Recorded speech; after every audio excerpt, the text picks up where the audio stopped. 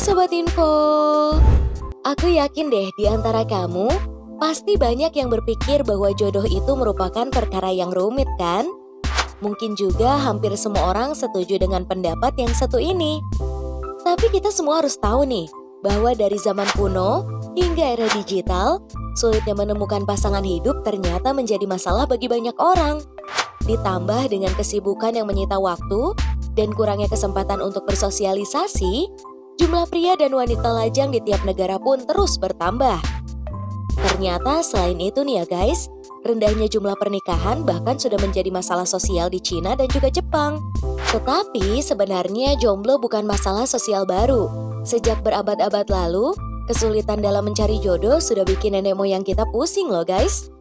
Seringnya malah dianggap sebagai sesuatu yang memalukan sih. Karena itulah berkembangnya berbagai tradisi yang bertujuan untuk membantu si lajang agar enteng jodoh. Tapi jangan salah, ada juga nih tradisi untuk mempermalukan mereka yang tidak kunjung berumah tangga. Dan berikut ini adalah beberapa di antaranya. Tapi sebelum masuk ke pembahasan, jangan lupa untuk klik tombol subscribe dan nyalakan lonceng notifikasi di bawah video ini ya guys. Terutama buat kamu yang baru gabung di channel kami. Dan jangan lupa like-nya kalau kamu suka informasi dari kami. Simak pembahasannya sampai akhir ya.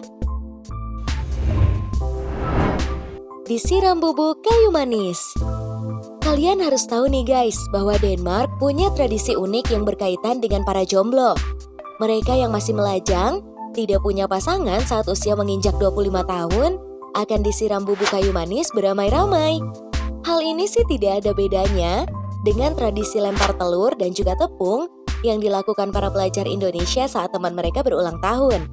Nah, yang lebih parahnya nih ya, jika sampai usia 30 tahun, mereka masih melajang, mereka akan mendapatkan nasib yang lebih sial lagi, yaitu disiram dengan bubuk lada. Aduh, kebayang gak sih? Kayaknya kayu manis aja udah bersin-bersin, apalagi lada ya? Dilansir dari Mirror nih ya guys, tradisi ini sudah berumur ratusan tahun, berkaitan erat dengan para saudagar rempah yang identik dengan status jejaka tua. Mereka terlalu sering bepergian untuk urusan dagang, sehingga tak ada waktu untuk mencari jodoh deh. Gokon. Dilansir dari Japan Today, Gokon merupakan kepanjangan dari Godokonpa yang secara harfiah berarti kumpul-kumpul campuran.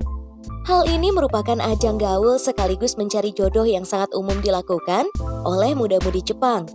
Bentuknya sih seperti kencan buta yang dikemas dalam pesta minum-minum atau karaoke. Biasanya nih ya, sekumpulan gadis muda akan bertemu dengan para pria yang semuanya masih lajang. Sepanjang malam mereka mencoba saling mengenal dan menjajaki kemungkinan untuk menjalin kedekatan yang lebih jauh lagi. Sayangnya nih ya, Gokon bisa menjadi kedok untuk pelecehan seksual loh guys. Tak jarang nih ya para pria menggunakan cara ini untuk memanfaatkan gadis muda. Dan menurut survei terhadap 300 wanita yang dilakukan oleh majalah SPA, sebagian besar mendapatkan pengalaman yang tidak menyenangkan saat Gokon. Biasanya, wanita-wanita ini dipaksa minum terlalu banyak agar para pria yang hadir leluasa deh melakukan tindakan yang tidak pantas kepada mereka. Black Day. Bisa dikatakan ya guys kalau Black Day itu merupakan hari raya dari kaum jomblo di Korea Selatan. Waduh, ada hari rayanya nih guys. Selain itu nih ya, dirayakannya tepat 2 bulan setelah Valentine's Day dan sebulan setelah White Day. Pada hari ini, mereka yang tidak punya pasangan, tidak mendapatkan hadiah saat Valentine dan juga White Day, akan merayakan kesialan mereka dengan pesta. Para jomblo ini memakai baju serba hitam dan menyantap makanan yang berwarna hitam pekat pula. Biasanya sih jjajangmyeon atau mie pasta kedelai hitam yang citra rasanya agak pahit nih. Sambil makan dan minum-minum, mereka bebas deh mengeluhkan kehidupan asmara yang payah sampai akhirnya hari berganti. Gwangunji. Kalau di Korea Selatan punya Black Day, di Cina ada Gwangunji atau hari lajang. Secara harafiah, Gwangunji itu berarti hari raya ranting telanjang. Ranting telanjang adalah sebutan untuk para perjaka tua di Cina. Tetapi jangan salah loh guys, tidak hanya pria saja yang merayakannya. Gwangunji dirayakan setiap tanggal 11 November oleh semua warga di Cina yang masih belum beruntung dalam soal asmara. Kenapa dipilih tanggal 11 November? Yaps, Karena tanggal 11 November menggunakan 4 angka 1, yakni yang menyerupai orang yang sendirian. Dilansir dari Times, tradisi Gonggunji pertama kali dirayakan oleh para mahasiswa di Universitas Nanjing pada tahun 1993. Tradisi ini kemudian mereka bawa sampai lulus dan akhirnya populer hingga ke seluruh Cina. Bahkan belakangan ini ya guys, Gonggunji dimanfaatkan oleh industri e-commerce dan berkembang menjadi hari belanja online terbesar di dunia. Festival Mempelai. Para pemuda dan juga pemudi keturunan Rom atau Gypsy di Bulgaria yang masih lajang nih ya guys, akan mencari jodoh lewat festival mempelai yang dilangsungkan di Stara Zagora 4 kali dalam setahun.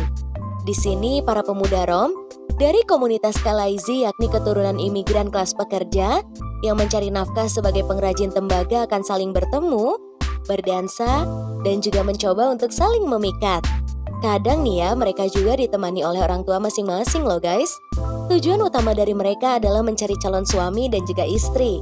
Bahkan ya guys, selain itu, biaya pernikahan dan pengaturan finansial setelah menikah juga bisa dibahas lagi berkenalan. Pasalnya, Kalaizi merupakan warga dari golongan ekonomi menengah ke bawah. Bagi mereka nih ya, pernikahan yang baik itu tak cukup dengan hanya dilandasi cinta. Ternyata mendapatkan jodoh dengan harga yang pantas juga merupakan hal yang sangat penting.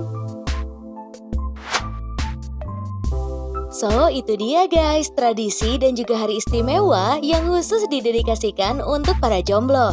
Kira-kira ada nggak sih kebiasaan yang serupa di daerah kamu? Tulis di kolom komentar ya guys. Terima kasih telah menyaksikan informasi dari kami, semoga bermanfaat ya. Jangan lupa juga untuk share ke teman dan keluarga kamu, agar bersama kita menambah wawasan dengan berbagi informasi bermanfaat. Sampai jumpa lagi di video selanjutnya. Bye!